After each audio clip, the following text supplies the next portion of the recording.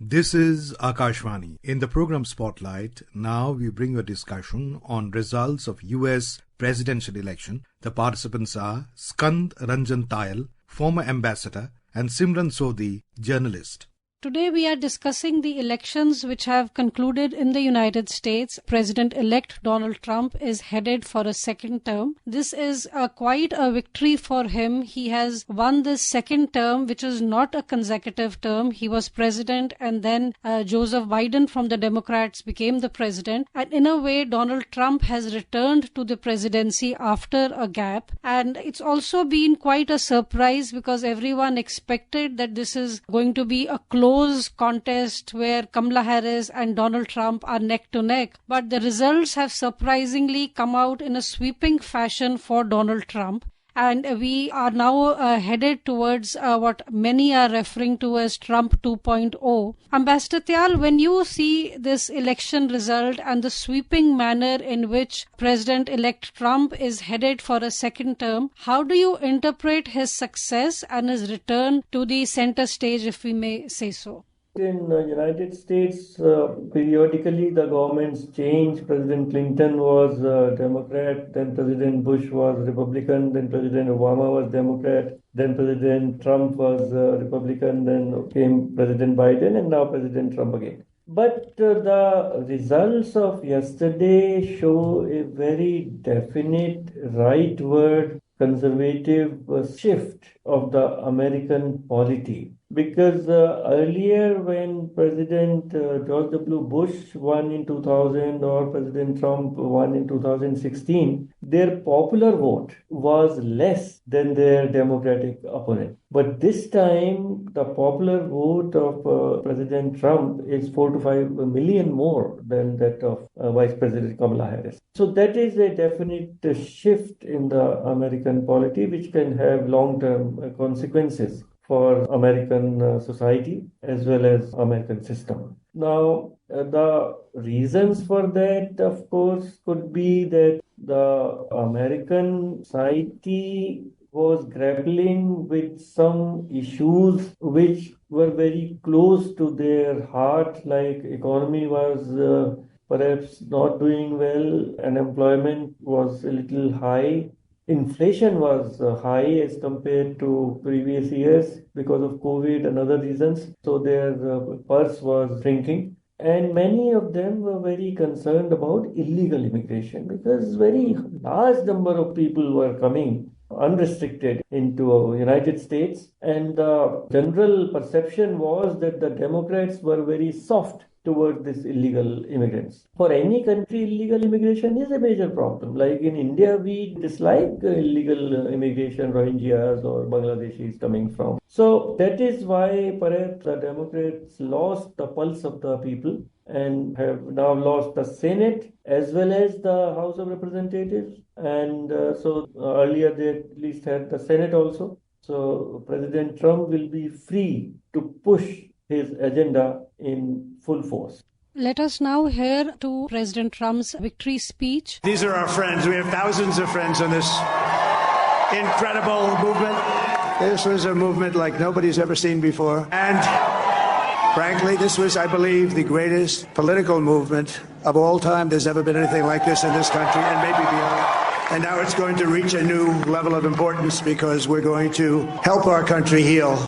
As we heard President Trump address his supporters and he remarked on how remarkable the victory and the success has been. Ambassador Tyal, there are many people who are already looking at Trump 2.0 and predicting or looking at the various issues that will probably dominate Trump 2.0. One of the things that we in India, when we look at a return of Donald Trump as president, is of course one is looking at the military aspect, at the economic aspect. One is also looking at immigration and the number of H-1B work visas that Indians take and they go and live and work in the US. Of all the issues that connect India and the United States today, Ambassador Tyal, where do you think the focus will be for Trump 2.0? I think India-US relations are on very fast upward swing in this century. The most important decision, of course, was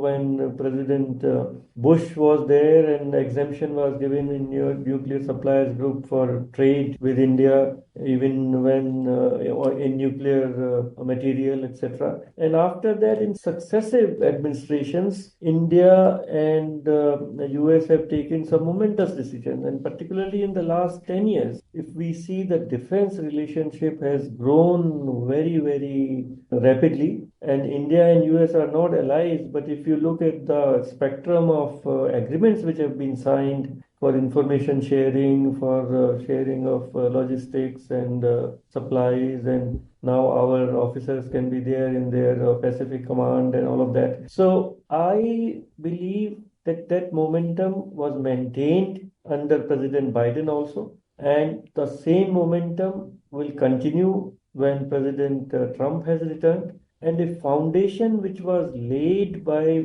Prime Minister Modi and President Biden 2 years back when Prime Minister Modi was in Washington, which was very future oriented, which was very technology oriented, critical and emerging technologies agreements which have been pushed by the two national security advisors. That realization that the battle for the domination of the future will be a battle of technology where China is moving very rapidly. And if India and US work together, then we are a very winning combination. That realization was there in President Biden's administration, and I'm confident that realization will continue under President Trump. So relationship will become even stronger, because the additional factor would be a personal relationship and chemistry between President Donald Trump and our Prime Minister Narendra Modi. We all recall the Howdy-Modi event in Houston on 22 September 2019, 50,000 participants, and at that time, Agli Baar Trump Sarkar, and of course, President Trump lost. But he would not forget that sentiment. And then Namaste Trump, when President Trump came for his visit 25 February 2020, when there was a rally in Ahmedabad on Modera Stadium, more than 1 lakh people. President Trump, in the US system, you don't see so many people and supporters. So those pictures, those images, those memories will be etched on President Trump's mind. So I think this is a very, very good foundation on which Prime Minister Modi, as is his quality, as is his superb skill, will very quickly build and take India-US relations to glorious heights. And let us now listen in to what the official spokesperson of the Ministry of External Affairs said in a press briefing today on the India-US relationship and on the election of Donald Trump. India-US partnership is a very special and a multifaceted partnership. Prime Minister spoke to President Trump yesterday. Before that, he also sent a message on X post congratulating him on his historic election victory. As fellow democracy, India celebrates this expression of people's mandate in the United States. Prime Minister conveyed to President-elect that we look forward to working very closely, as he had done with him earlier as well, closely to further strengthen India-US comprehensive global and strategic partnership. Both India and the United States will work for the betterment of the people and to promote global peace and stability and prosperity. So we want to further strengthen our partnership, and we look forward to it. As we also heard the spokesperson of the Ministry of External Affairs comment on the strength of the India-US ties and on the coming back of Donald Trump as president, Ambassador Tyal, what do you think is going to be the reactions? How do you see Trump 2.0 deal with some very crucial questions which are playing in the background? For instance, the ongoing Ukraine conflict. And a lot of analysts have written, they have already pointed out that with Trump, we will see a very different approach. Trump has never shied away from openly, publicly expressing his admiration for the Russian President Vladimir Putin, which we never saw coming from Joseph Biden or from the Democrats generally speaking. So do you feel that as we head towards Trump 2.0, we will also see some very fundamental changes taking place geopolitically, especially when it comes to the Ukraine conflict? And also also how that might play out for India, because India has maintained good ties with Russia, with US, despite the changes politically in the US. We look at the background of President Donald Trump. He is not a professional politician. He comes from business, and very late in life, his interest became in politics. So he is not a prisoner of the past policies of US establishment. And he looks at everything with very fresh eyes, and sometimes people say in a transactional manner, and to see what is it good for the United States. That is his approach. Make America great again. And the last term also, President Trump made many statements that NATO, the European security, they are not spending anything on their own security, and America is spending so much on their security. And he said that you must spend at least 2% of your GDP on security. So this time again, he will pressurize NATO, and some of his supporters have said that Ukraine war is not America's war, it is Europe's war. So they should carry the can. Whereas America has spent more than $100 billion on the Ukraine war. And all the European countries combined have not spent that much. So NATO will come under a lot of pressure. And how he will resolve this issue, of course, he has said that he will resolve it within a month or two. How he will do it, that the future will tell. But he does not demonize President Vladimir Putin, whereas all the rest of European leaders, as well as Democrat leaders, President Biden, etc., they demonize President Putin that he has very bad intentions to dominate entire Europe, etc., which is absolutely false. So, to that extent, India can be a little easy. India has always had very good relations with Soviet Union earlier, with Russia now, with President Putin. Our Prime Minister was there in July.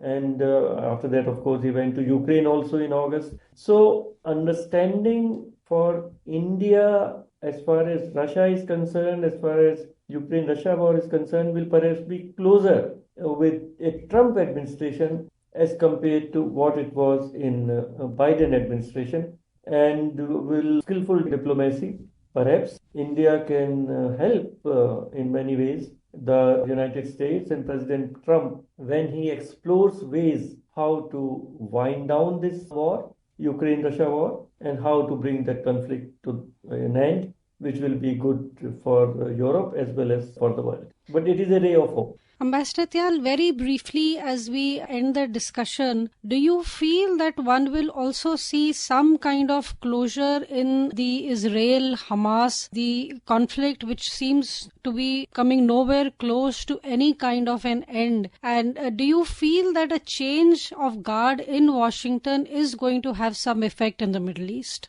There are contradictory possibilities. On one hand, President Trump is very close to Prime Minister Netanyahu, and he is a very open friend of Israel. We all remember that he had moved for the embassy, the US embassy, from Tel Aviv to Jerusalem when he was president, which was not done earlier by any other president. At the same time, President Trump had excellent relations with Saudi Arabia and UAE and Abraham Accords when he tried to bring Israel as well as the Arab countries together. So let us see. What I think is that Prime Minister Benjamin Netanyahu has taken a very, very hard-line stand as far as Palestine issue is concerned. The whole world wants a two-state solution, which Prime Minister Netanyahu will never agree to.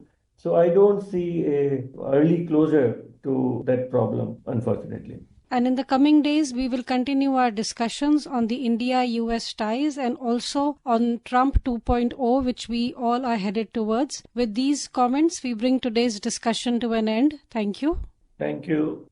You were listening to a discussion on results of US presidential election. The participants were Skand Ranjan Tyal, former ambassador, and Simran Sodhi, journalist. This program was produced and presented by the News Services Division of Akashvani. You can listen to it on our mobile app, News on AIR. This program is also available on our YouTube channel, News on AIR Official. You may share your feedback about this program through email at airnsdtalks@gmail.com or WhatsApp on 9289094044.